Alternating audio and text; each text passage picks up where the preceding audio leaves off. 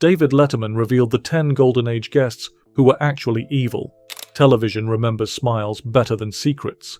For more than 30 years, David Letterman sat behind a desk that felt like America's conscience. Sharp, ironic, quietly suspicious. He welcomed the world's biggest stars to laugh, confess, and sometimes expose more than they ever meant to. Behind every grin and awkward pause, Letterman studied the truth hiding in plain sight. Hollywood in the 80s and 90s still clung to the illusion of innocence. The studio era was over, but the mythology remained. The charming actor, the gracious legend, the beloved face. Yet Letterman saw through the gloss. He recognized when charisma was camouflage, when confidence turned cruel, when laughter became a weapon. He never needed confrontation, just timing, a smirk, a silence that lingered half a second too long.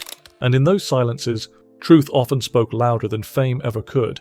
Because beneath the lights and laughter, he sensed something the audience couldn't. The quiet tension of people who'd built empires on deception. Today we return to those moments. The interviews that cracked the mask, the smiles that concealed something far more dangerous. These were the guests who turned performance into manipulation. The ones David Letterman later revealed, not in outrage but in truth. The guests who were actually evil. Madonna, the rebel who turned rebellion into cruelty. Yes. What brings Incidentally, you are a sick... Madonna's infamous 1994 appearance became television chaos. She taunted Letterman, cursed on air, and refused to leave. Off camera, he called it the longest half hour of his career. Shock entertainment had turned into open hostility. The episode became one of the most censored moments in late-night history. Viewers expected a bold, mischievous pop icon. What they saw instead was a power struggle. Madonna hadn't come to promote her music, she came to test control. Letterman, the master of discomfort, suddenly found himself at its mercy. Every smirk she gave was a challenge, every silence he held was defense. This is not a performance. This is a hostage situation. Producers later revealed that she ignored every cue, refused breaks, and derailed every attempt to reset. Her rebellion stopped feeling like art and started to feel like domination. The laughter from the audience grew nervous. Letterman's trademark grin stiffened into survival. Years later, he described it as the night television stopped being entertainment and became exposure. Madonna left the stage triumphant, her infamy renewed. Letterman was left with a different revelation: how easily rebellion turns to cruelty when the cameras never blink. Andy Kaufman, the prankster who forgot where the act ended. You're my friend. I will sue you for everything you have. I will sue you. You're a Kaufman's staged fight with Jerry Lawler left Letterman genuinely shaken. It wasn't performance, it was ambush. The night comedy blurred into cruelty. Letterman saw what happens when genius forgets empathy. When the slap landed across Kaufman's face, the studio gasped. Was it real? Was it planned? Letterman's eyes told the truth. He didn't know. The chaos that followed, the shouting, the staged fury, left the host stranded between actor and accomplice. He'd built his show on irony, not anarchy, and Kaufman had dragged him into a performance he never agreed to. He made us all characters in his private war. For years, Letterman refused to revisit the incident. What the audience saw as groundbreaking television, he saw as betrayal. Kaufman's brilliance was undeniable, but it came at a cost: the destruction of trust. In the aftermath, Letterman described feeling used as a prop in someone else's confusion. Kaufman died young, his legend preserved in mystery. But for Letterman, that night remained a warning. Comedy without compassion becomes cruelty, and genius without boundaries becomes madness. Bill Hicks, the prophet the network feared. Little ponytail of his, pull him to his knees, put a shotgun in his mouth. Letterman cut Hicks's final set in 1993, fearing backlash. He later called it his greatest regret. Hicks's brilliance was undeniable, but his fury was corrosive, aimed at everything, including himself. Hicks walked onto that stage like a preacher in exile. His jokes scorched religion, politics, and hypocrisy with the precision of scripture. But what the audience didn't know was that CBS executives were terrified. The network saw risk. Letterman saw conviction wrapped in rage. When Hicks finished, the room was electric and silent. The performance never aired. We were scared of the truth, not the jokes. Years later, Letterman replayed the unaired set during a tribute to Hicks's memory. He looked older, humbled, and deeply remorseful. "I made the wrong call," he admitted on air. The lost tape became a ghost, proof that television could silence truth even when it was brilliantly spoken. Hicks's death only deepened the guilt. Letterman later said, "The moment taught him that censorship doesn't just erase voices, it erases courage." Hicks had been too honest for television and too wounded for compromise. Paris Hilton, the heiress who mistook humiliation for fame. And you better not try doing it again. I hope you got the whole jail thing out of your system. I do. I sort of. This isn't Not here. entirely. After her jail release, Hilton's detached laughter unsettled Letterman. His relentless questioning turned cruel, but her indifference disturbed him more. It wasn't scandal. It was emptiness wearing a smile. The audience laughed, unsure whether to pity her or mock her. Letterman pressed about her time behind bars, her mistakes, her fame built from infamy.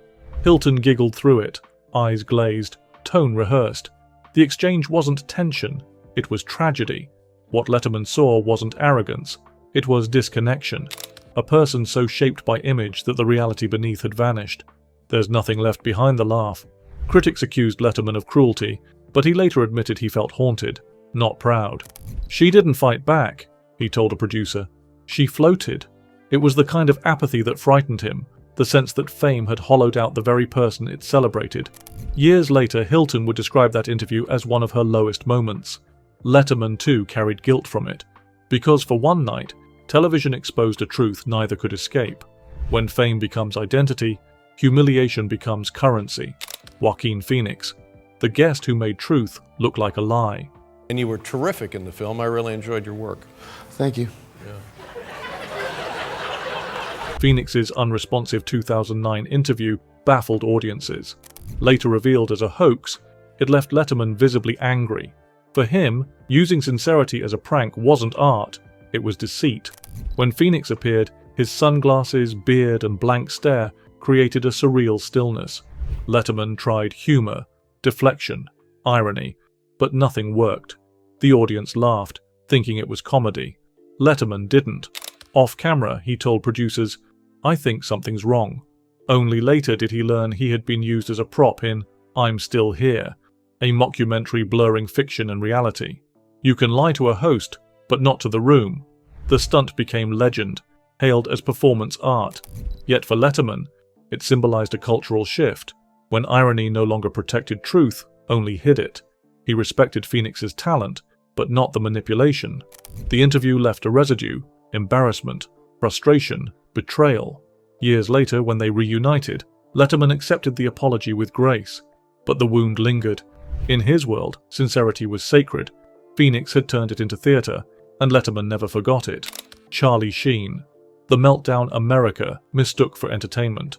When Sheen ranted about winning, Letterman saw tragedy, not comedy. The audience laughed nervously, but the host looked haunted. Fame had consumed the man it once celebrated. At first it felt like performance, a comic exaggeration of madness, but as Sheen spiraled deeper into delusion, the laughter turned uneasy. Letterman watched a man weaponize self-destruction for applause. He had interviewed eccentrics, egotists, provocateurs, but never someone so publicly disintegrating. It stopped being funny the second he believed it. Producers recalled Letterman sitting silent after the taping, staring at the floor. "That was a cry for help," he said, and we all laughed. The clip went viral, feeding tabloids, fueling the very collapse it should have mourned. Sheen's downfall became a mirror for late-night culture itself, how easily tragedy becomes entertainment when the cameras never blink. Letterman later reflected, "Sometimes the joke's on all of us." He knew the cameras had captured more than comedy that night. They had captured decay disguised as defiance. He'd seen arrogance, chaos, and cruelty before. But with Sheen, he witnessed something rarer. The moment fame devoured empathy, and the audience applauded the feast. Lindsay Lohan, the prodigy trapped in public punishment. When you go to the rehab, what do they do? We're here for a movie. Letterman's interview with Lohan turned interrogation. She smiled through humiliation, tears visible beneath laughter. Years later, he admitted it was the moment he realized television could be cruel. The conversation began light, promotional chatter, scripted jokes, but quickly shifted. Letterman pressed about rehab, about failure, about public collapse. The audience laughed, unaware of the quiet pain building behind her composure. Lohan tried to steer the interview back to work, but the questions kept circling like vultures. Her voice trembled, her eyes pleaded. Letterman didn't stop. Not then. You forget sometimes that the camera doesn't blink. In later interviews, he reflected on that night with remorse. "I was supposed to protect her from the crowd," he said. "Instead, I joined it." That was the cruelty television taught, the illusion that pain could be content. For Lohan, the moment became another headline. For Letterman, it became a reckoning. Years later, when they met again, he apologized. She forgave him, but the memory lingered. A haunting reminder that even the kindest laughter can wound when aimed at someone already broken. Martha Stewart, the perfectionist who treated kindness as weakness. Is your job, and I always stick up for your job. Well, thank you. I do. I appreciate that. Now, let's... After prison, Stewart's calm composure masked calculation. Crew members called her the Frost Queen. Letterman said interviewing her felt like being graded by someone who'd already failed you. When she returned to late-night television, America expected contrition. Instead, they saw control. Stewart smiled, joked, and presented baked goods with surgical precision. Every word felt rehearsed, every gesture a performance of grace. Letterman, usually the dominant voice, found himself subtly outmaneuvered. She didn't melt, she measured. Behind the scenes, staff recalled her quiet demands, her insistence on perfection even in chaos. She never raised her voice, but she never needed to. Her composure was weaponized authority. Letterman admired her intellect, yet sensed the coldness beneath it. She turned charm into a form of dominance, politeness into power. Years later, Letterman reflected that some guests used aggression, others manipulation, but Martha used control. "You couldn't rattle her," he said. She'd already decided who was winning. Her return to fame was complete. Redemption, rebranded as refinement. But to those who shared her stage, kindness always felt like something she'd left behind. Donald Trump, the salesman who sold sincerity and delivered power. Letterman saw through Trump long before politics. "He thinks winning proves virtue," he once said. The smile stayed, but unease lingered. The host had recognized corruption in real time. For decades, Trump was a recurring guest, a symbol of New York excess, who treated talk shows like campaign rallies. He joked about wealth, mocked rivals, and flirted with outrage. Letterman played along, but the humor carried an edge. He later admitted that every interview felt like wrestling a foghorn. Trump didn't converse. He performed. He sold charm like a product, and everyone bought it. Producers remembered how Letterman would sigh after each taping, muttering, "That guy's dangerous." At the time, it sounded like hyperbole. In hindsight, it was prophecy.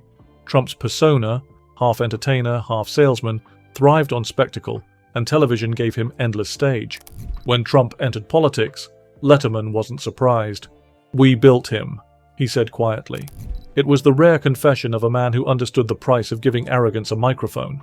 Trump's legacy, for Letterman, wasn't just power, it was proof that laughter can be the most seductive disguise of all. Harvey Weinstein, the mogul everyone laughed with before they stopped. Judi Dench unbuckles her pants, and on her bum, as you say, Yes? JD loves HW. A tattoo. Letterman rarely hosted Weinstein, but often sensed the arrogance. Watching old tapes later, he said, "You can tell when someone thinks they own the room." Evil rarely looked so polite. Weinstein's presence was everywhere, behind the guests, the films, the industry itself. When he appeared, he played the part of the charming producer, the patron saint of cinema. But beneath the compliments and false humility, Letterman sensed something hollow. There was no curiosity, only control. Every laugh Weinstein offered sounded rehearsed, every gesture calculated. He smiled like a man rehearsing for judgment. In later years, as the truth came out, Letterman revisited the tapes with visible disgust. "You can feel it now," he said, like static in the air. What had once seemed like confidence was revealed as predation. He never claimed foresight, only instinct. "You just know when someone thinks they're untouchable," he remarked. The tragedy wasn't just Weinstein's crimes, it was the years of applause that protected them. For Letterman, the revelation was more than scandal. It was a reckoning with the industry he'd helped define. The camera, he realized, can't always see the monster, especially when it's smiling. Fame, at its brightest, hides its own shadows. For David Letterman, late-night television was never just comedy. It was confession. Every guest, every pause, every flicker of discomfort revealed something about the human condition. Beneath the applause lived loneliness, vanity, brilliance, and cruelty. He spent decades turning conversation into X-ray. And what he found wasn't evil in the cinematic sense. It was ordinary selfishness, magnified by power. People adored by millions who forgot what empathy felt like.